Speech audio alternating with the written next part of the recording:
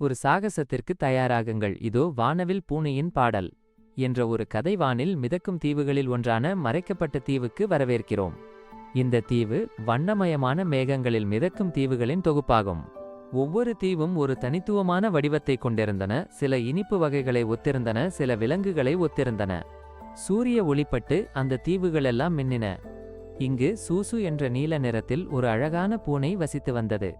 சூசு ஒரு விசித்திரமான பூனை, ஒரு மாயாஜால பூனை. அவள் தன் வாயால் குமிழ்களை உருவாக்குவாள். அந்த குமிழ்கள் வெடிக்கும்போது பாடல்கள் கேட்கும். ஒவ்வொரு குமிழிலும் ஒரு மெல்லிசை இருக்கும். அவள் மகிழ்ச்சியாக இருக்கும்போது அவளுடைய ரோமங்கள் வானவில்லின் நிறங்களில் மாறும். அவள் மேக தலையணைகளில் தூங்குவாள். ஒரு நாள் பிரியா, ஃப்ரெடரிக் மற்றும் வலேரியா ஆகிய 3 நண்பர்கள் மறைக்கப்பட்ட தீவில் வந்து இறங்கினர். பிரியா நடனமாடவும் பாடவும் விரும்பினாள், மேலும் பாரம்பரிய கதைகளை விரும்புவாள். ஃப்ரெடரிக்கு அரசர்களையும் கோட்டைகளையும் வீரர்களையும் பற்றி தெரிந்து கொள்வதில் ஆர்வம் அதிகம். வலேரியா யூனிகான்களையும் மந்திர தந்திரங்களையும் வரைவதையும் விரும்பினாள். பிரியா, இது எவ்வளவு பெரிய தீவு! எனக்கு பாரம்பரிய கதைகள் நினைவுக்கு வருகிறது என்று ஆச்சரியத்துடன் கூறினாள். ஃப்ரெடரிக், அங்கு ஒரு பழைய கோட்டை இருக்கிறது போல் தெரிகிறது. நாம் அங்கு சென்று ஏதாவது மறைந்திருக்கிறதா என்று பார்க்கலாம் என்றான். வலேரியா, நான் ஒரு மந்திர வார்த்தையை உச்சரிக்கிறேன், அப்போது ஏதாவது நடக்குமா என்று பார்ப்போம் என்றாள். அப்போது சூசுவின் குமிழ்கள் பாடுவதை நிறுத்திவிட்டன. தீவின் மேலே இருந்த மேகங்கள் தங்கள் வண்ணத்தை இழந்தன. காற்றில் அமைதி நிலவியது.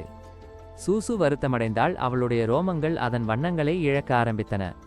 குமிழ்கள் இல்லாததால் தீவில் இருந்த அனைவரும் சோகமாக இருந்தனர். பிரியா, ஃப்ரெடரிக் மற்றும் வலேரியா ஆகியோர் சூசுவை சந்தித்தனர். சூசு, ஏன் குமிழ்கள் பாடுவதில்லை என்று கேட்டாள் பிரியா. எனக்கு தெரியவில்லை என்று வருத்தத்துடன் பதிலளித்தாள் சூசு. என் குமிழ்கள் பாடவில்லை, அதனால் நான் மிகவும் சோகமாக இருக்கிறேன். கவலைப்படாதே சூசு, நாங்கள் உனக்கு உதவுவோம் என்றான் ஃப்ரெடரிக். வலேரியா சிரித்துக்கொண்டே, நாம் ஒரு சாகசத்தை மேற்கொள்வோம் என்றாள். அவர்கள் அனைவரும் சேர்ந்து சூசுவின் குமிழ்களை ஏன் பாட முடியவில்லை என்பதை கண்டுபிடிக்க ஒரு பயணத்தை தொடங்கினர். ஃப்ரெடரிக்கின் ஆலோசனைப்படி அவர்கள் ஒரு பழைய கோட்டைக்குச் சென்றனர். கோட்டையில் அவர்கள் சில விசித்திரமான சின்னங்களை கண்டார்கள். பிரியா அந்த கதையை நினைவு கூர்ந்தாள். இந்த சின்னங்கள் பழைய காலத்து மாயாஜால கதைகளில் வருவது போல் இருக்கிறது என்றாள். வலேரியா ஒரு மந்திர எழுத்தை உச்சரித்து அவர்களுக்கு உதவ ஒரு சிறிய ஒளியை உருவாக்கினாள். அந்த ஒளி மறைக்கப்பட்ட தீவு முழுவதும் அவர்களை அழைத்துச் சென்றது. அவர்கள் அனைவரும் அந்த ஒளியை பின்தொடர்ந்து ஒரு குகைக்குள் நுழைந்தனர். குகைக்குள் அவர்கள் ஒரு குறும்பான குட்டி தேவதையை சந்தித்தனர். அந்த தேவதை சூசுவின் பாடல்களை கேட்டு பொறாமை கொண்டிருந்தது. அந்த தேவதை சூசுவின் மந்திரத்தின் ஆதாரத்தை ஒளித்து வைத்திருந்தது. குகைக்குள் இருந்தபோது பிரியா தேவதையின் கவனத்தை ஈர்க்க ஒரு கதையை சொல்லத் தொடங்கினாள். ஃப்ரெடரிக் தேவதையின் பொறிகளை தவிர்த்து செல்ல ஒரு உத்தியை வகுத்தான். வலேரியா ஒரு அழகான சித்திரத்தை வரைந்து தேவதையின் கவனத்தை திசை திருப்பினாள். அப்போது ஃப்ரெடரிக் தேவதையின் மறைவிடத்திற்கு சென்று சூசுவின் மந்திர ஆதாரத்தை கண்டுபிடித்தான். சூசுவின் மந்திரம் மீண்டும் வந்ததும் குமிழ்கள் மீண்டும் பாட ஆரம்பித்தன. வானவில்லின் நிறங்கள் மீண்டும் அவளுடைய ரோமங்களில் தோன்றின. தேவதை தான் செய்த தவறை உணர்ந்து மன்னிப்பு கேட்டது. அவர்கள் அனைவரும் நண்பர்களாகி ஒன்றாக பாடி ஆடி மகிழ்ந்தனர். சூசு, பிரியா, ஃப்ரெடரிக் மற்றும் வலேரியா ஆகியோருக்குள் ஒரு சிறப்பு நட்பு உருவானது. அனைவரும் ஒன்றாகச் சேர்ந்து மகிழ்ச்சியாக இருந்தனர். அப்போது பிரியா சொன்னாள், நண்பர்களாக இருப்பது எவ்வளவு முக்கியம். ஃப்ரெடரிக் தலையசைத்து, உண்மைதான், ஒருவருக்கொருவர் உதவுவது மிகவும் சிறந்தது என்றான். வலேரியா சிரித்துக்கொண்டே, நம்மால் எதையும் சாதிக்க முடியும் என்றாள்.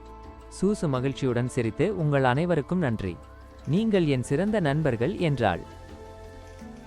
நீங்கள் எவ்வளவு சிறந்த செவிக்காரர் என்பதை பார்க்கலாம்.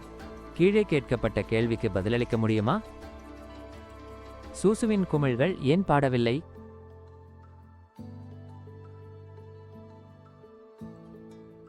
நீங்கள் எப்படி செய்தீர்கள் என்று பார்க்கலாம். பதில்: குறும்பு தேவதை சூசுவின் பாடல்களை ஒளித்து வைத்ததால்.